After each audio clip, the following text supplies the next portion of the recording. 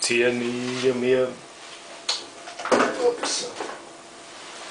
cienījamie skolnieki un studenti, es, tā kā sevis pedantisks tēls, apsveicu jūs 1. septembrī un novēlu, lai jūs vienmēr atcerētos, ka punktualitāte ir ļoti svarīgs mūsu dzīvē. Punktualitāte. Tātad gan tādās mazās lietās, kā laicīgu atnākšanu uz pasākumu, kā arī uz skolu, gan arī tādās globālās lietās, kā laika plānošana.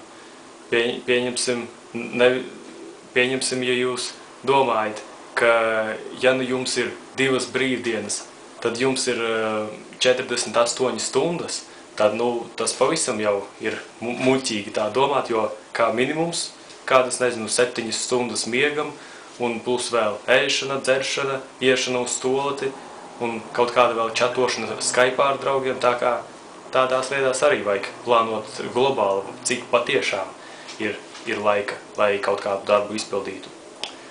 Tas viss ir ļoti svarīgi, un es uzskatu, ka skolā tā ir viena no svarīgākajām funkcijām – iemācīt cilvēkus būt punktuālus.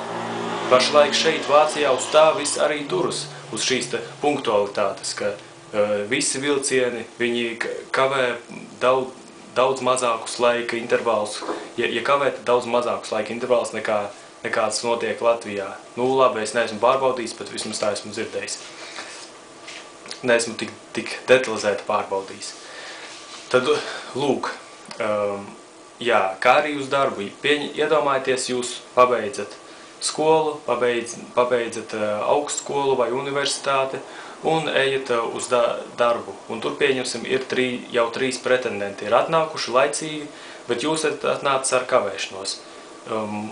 Manuprāt, ja jums nav nekādu izteiktu augstāko dotību, tad turpat arī nav ko ilgi aizturēties, ja jau neesat atnācis laicīgi. Un tā arī daudzās citās lietās, ka tā nepunktualitāte vienkārši, ja pašlaik skolas laikā tā nepunktualitāte ir kā tāds paradums, ka atnākt uz stundu, tur 10 minūtes vēlāk un visādas tādas lietas, tad ar laiku tas arī pāries uz dzīvi un uz pārējo dzīvi, un tas traucēs visur. Tā kā iesaku pievērsties skolai kā tieši punktualitātes treniņam. Un kā arī punktuāli pildīt visus darbus. Es nesaku, ka tiem obligāti jābūt augstākā kvalitātē, bet ļoti svarīgi ir iemācīties, izdarīt ieplānoto noteiktā laika posmā.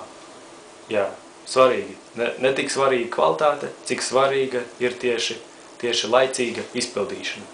Tā es to raksturotu, bet, protams, labāk, ka ir augstāka kvalitāte, ja ir uz to laiks.